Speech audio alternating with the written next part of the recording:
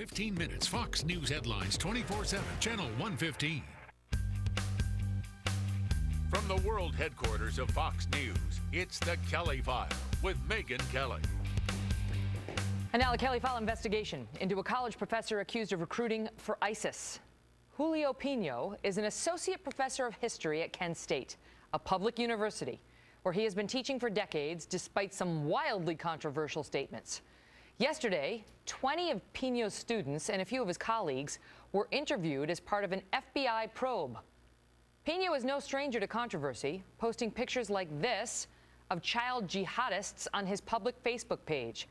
And while he denies supporting ISIS and says that he never incited any of his students to violence, a review of his Facebook page turns up a posting in which he praises Osama bin Laden as the, quote, greatest. Ryan Morrow is a professor and national security analyst with the Clarion Project who's been doing some digging on Professor Pino. Good to see you, Ryan. Thanks for having me. First of all, so the FBI is confirming its investigation into this man? Right. On the record? Well, there's been anonymous statements by FBI agents, and then I'm not sure if there was a public statement, but what he is saying is that, look, I haven't been arrested yet, and I haven't been informed that I am the subject of an investigation. They think he's recruiting for ISIS? Right, recruiting students for ISIS, actually using his position as a professor in order to find recruits. And when I was looking at his Facebook page, I found many indications of extremism, including posting pictures that are supportive of ISIS and saying that Al-Qaeda, which was once led by the great Osama bin Laden, in his words, and kicked off this current jihad, supporters of him should now join ISIS because they're now the ones that are the best jihadists. He talks about the oath that the, quote, 19 martyrs made was a glorious oath among the most noble oaths, among others. But I mean, it goes on and on and on. He's been doing this for years. How has he survived at Kent State this long? Well, here's what's really shocking, is that his first statement that he was noticed for, which supported terrorism, where he was praising suicide bombings, happened in 2002. And so there's been controversy surrounding this individual all the way back then. But the university has not fired him. And so what I really want to know is, why aren't you firing him? And if there's a reason that you cannot do so legally, explain that. Because right now, all we're hearing from the university leadership is that, well, we condemn these statements, and the FBI assures us that there's no threat to the campus. The university says free speech. This is free speech, and these are his viewpoints. Recruiting for ISIS is a different story, but he's denying that. They say it's free speech.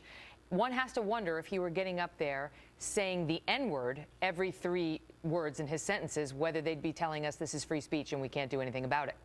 And that was my thought exactly, especially because this has been going on so consistently over the years, where he was reportedly writing for a pro-Al-Qaeda website that was distributing training manuals for jihadists.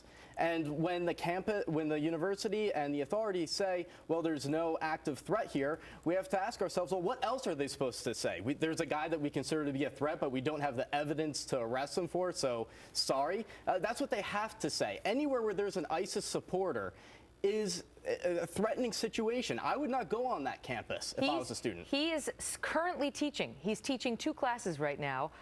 History is one of them, history of Cuba and Central America, and a seminar in history. So right now, he's teaching students. He says he plans to continue teaching these classes this semester, and he'll be back in the fall semester. So isn't it up now to the faculty and the parents of the student body to come out and say, no, he won't be. No, he won't.